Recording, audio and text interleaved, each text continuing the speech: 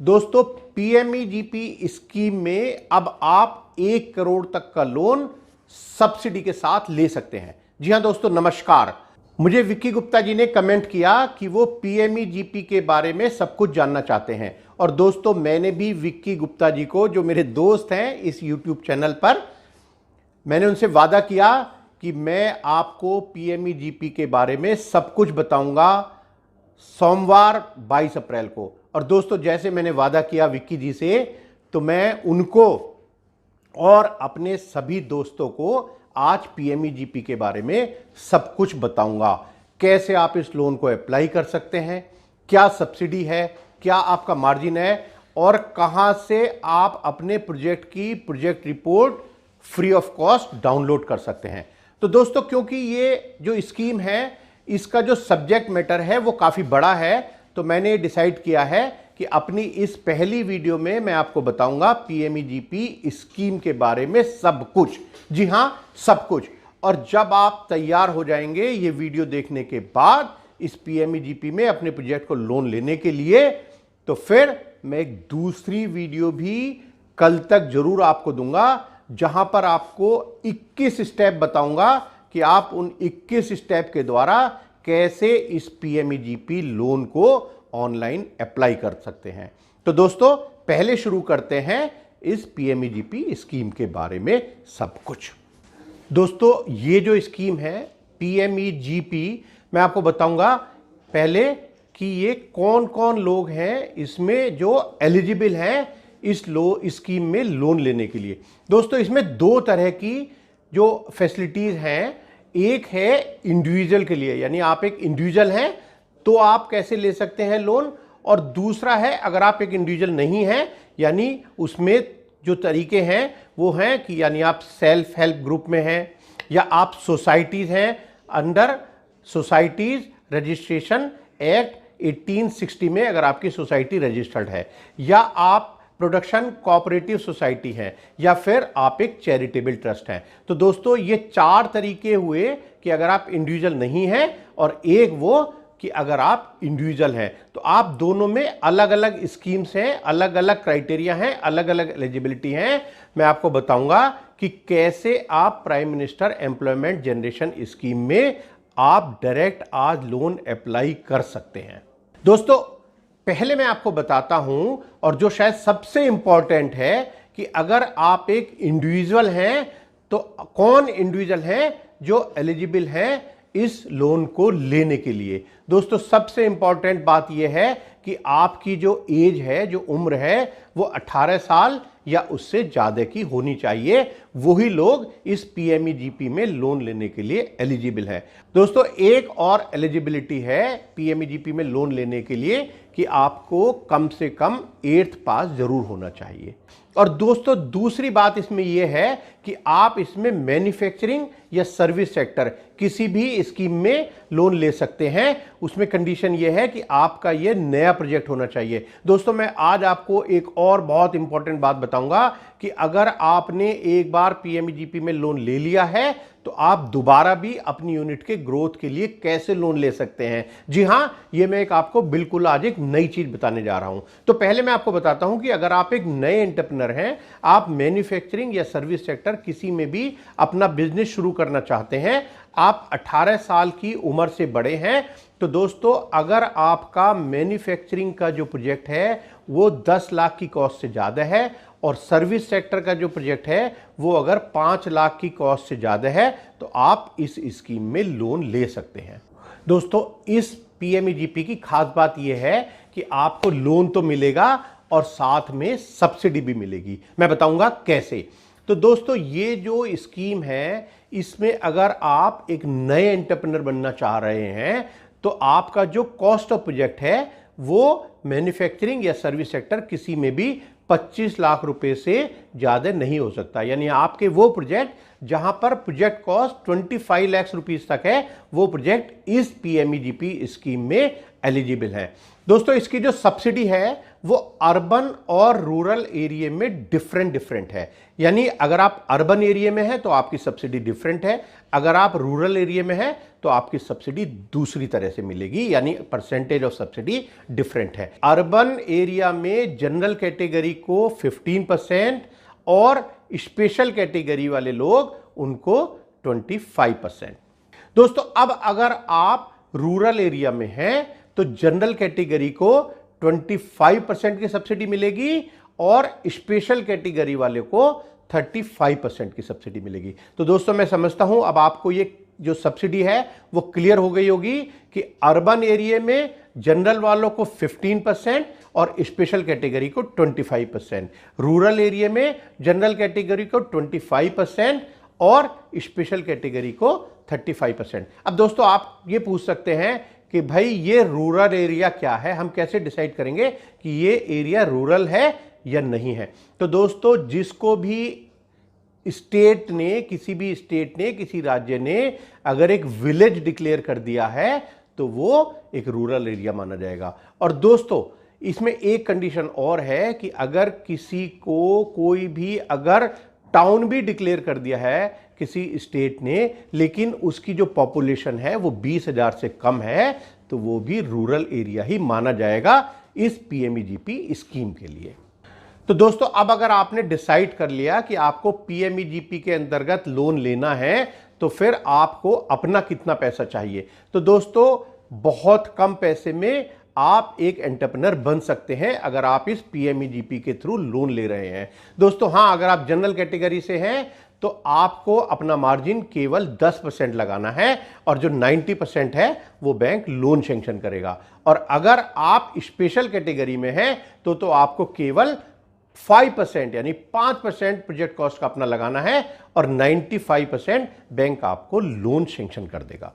दोस्तों एक दो चीज और जो इसका आपको ध्यान रखना है जब आप इस पीएमईजीपी लोन को लेने के लिए जाएं कि आपको लोन अगर सैंक्शन भी हो गया तो आपको जो फर्स्ट इंस्टॉलमेंट डिसबर्स होगी उसकी वो केवल तभी हो पाएगी जब आपने एक ईडीपी ट्रेनिंग का अपना कोर्स कंप्लीट कर लिया हो। तो दोस्तों आप ध्यान रखिए अपना ये एंटरप्रेन्योरशिप डेवलपमेंट प्रोग्राम की जो ट्रेनिंग है, ये छोटी सी ट्रेनिंग है, इसको भी प्लीज आप कंप्लीट कर लीजिएगा।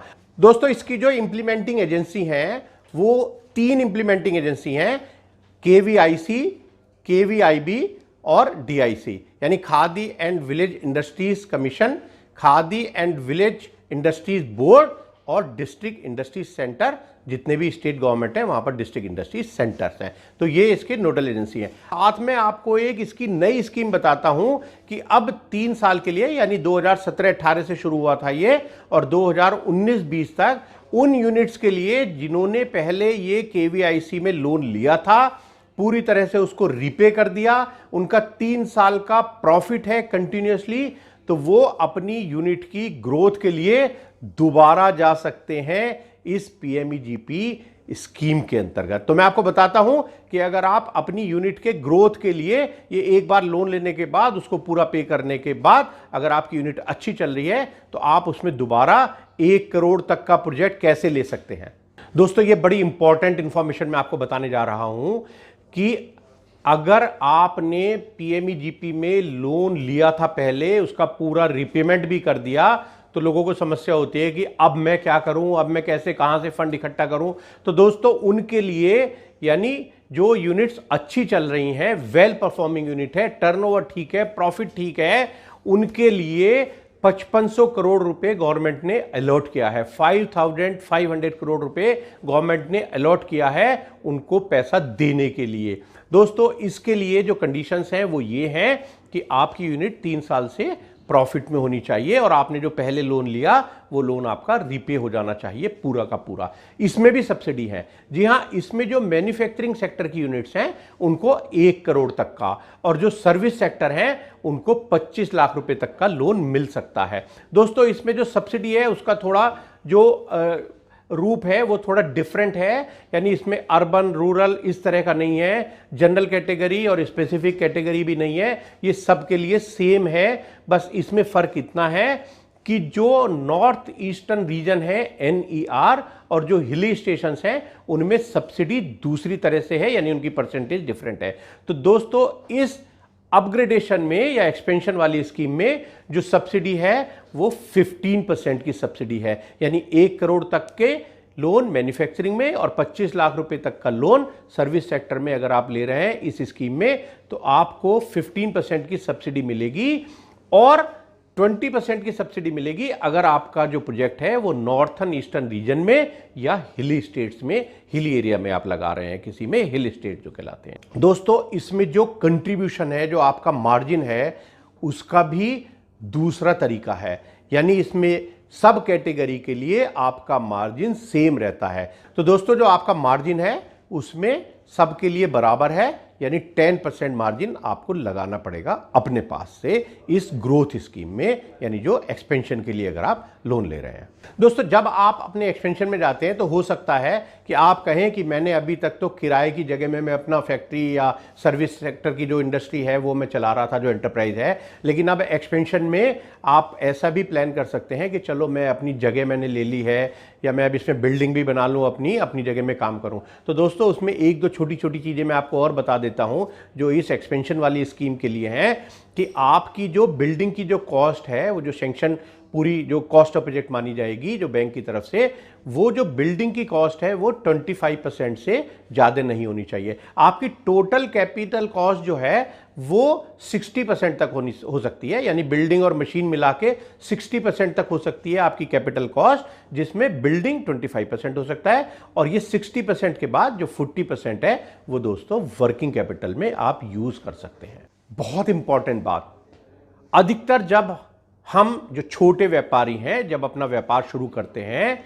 तो हमको सबसे बड़ी एक और समस्या आती है कि भाई हमने प्रोजेक्ट तो डिसाइड कर लिया, मार्केटिंग कर ली, स्टडी कर ली, अब इसकी एक प्रोजेक्ट रिपोर्ट बनानी है। दोस्तों मैंने आपको पहले एक अपनी वीडियो में आपको बताया था कि कहां से आप बहुत सारी प्रोजेक्ट रिपोर्ट डाउनलोड कर सकते हैं। दोस्तों और प्रोजेक्ट रिपोर्ट लीजिए यहां पर। तो दोस्तों आपको करना क्या है, आपको एक वेबसाइट पर जाना है जहां पर आपको भी मैं बताऊंगा कि ऑनलाइन लोन भी आप कैसे अप्लाई करेंगे, पर पहले मैं बताता हूं ताकि आप अपना प्रोजेक्ट के बारे में देख समझ लें लोन अप्लाई करने से पहले। तो दोस्तों आपको जाना है kviconline.gov.in/PMEGPE-पोर्टल। दोस्तों आप, मैं यहां पर लिख कर दे रहा हूं आपको, प्लीज आप इस वेबसाइट पे चले जाइएगा। इसमें आप लेफ्ट हैंड पर अपने देखिएगा, आपको दिखाई देगा प्रोजेक्ट रिपोर्ट। आप दोस्तों वहां उसको क्लिक कीजिए और लीजिए, आपके पास 344 प्रोजेक्ट रिपोर्ट वहां पर मौजूद हैं। आप जिस प्रोजेक्ट को लगाना चाहें आप प्लीज उसकी प्रोजेक्ट रिपोर्ट पहले डाउनलोड कर लीजिएगा, उसको देख लीजिएगा, उसको पढ़ लीजिए और अपनी जो आपको मार्केटिंग स्टडी करनी है वो तो आपको करनी ही करनी है। तो दोस्तों मैंने आज आपको बताया कि ये जो पीएमईजीपी स्कीम है ये क्या है, कौन इस स्कीम में पार्टिसिपेट करने के लिए एलिजिबल हैं, क्या इसमें सब्सिडी है, कितना इसमें मार्जिन है, ये सब चीजें मैंने आज आपको इस एमएसएमई हेल्पलाइन यूट्यूब चैनल के द्वारा बताने की पूरी कोशिश की है। पर दोस्तों एक चीज अभी बाकी है कि अब आप इसको अगर लेने में, इस पीएमईजीपी स्कीम को में अपना लोन अप्लाई करने के लिए तैयार हैं, आप उसके लिए एलिजिबल हैं, तो अब इस लोन को कैसे अप्लाई करें, क्योंकि ये मेरे दोस्तों की शिकायत है कि जब वो बैंक में जाते हैं या केवीआईसी में जाते हैं तो उनकी एप्लीकेशन पर पूरी तरह से कई बार ध्यान नहीं दिया जाता। तो दोस्तों इसके लिए आपको अपना लोन ऑनलाइन अप्लाई करना है। तो मैं बहुत जल्द यानी कल ही आपको इस एमएसएमई हेल्पलाइन यूट्यूब चैनल के द्वारा बताऊंगा कि कैसे आप 21 स्टेप में अपना लोन पीएमईजीपी स्कीम में अप्लाई कर सकते हैं। तो दोस्तों इसी तरह की और बहुत सारी इंफॉर्मेशन जानने के लिए प्लीज आप इस यूट्यूब चैनल को, जिसका नाम है एमएसएमई हेल्पलाइन, इसको आप सब्सक्राइब कीजिए, लाइक कीजिए और साथ में शेयर भी करिएगा। और दोस्तों हाँ एक बात और, ये बेल को क्लिक करना मत भूलिएगा। जी हाँ दोस्तों, आज के लिए बस इतना, कल फिर मिलेंगे इसी स्कीम की बाकी बातें जानने के लिए। तब तक धन्यवाद, नमस्कार।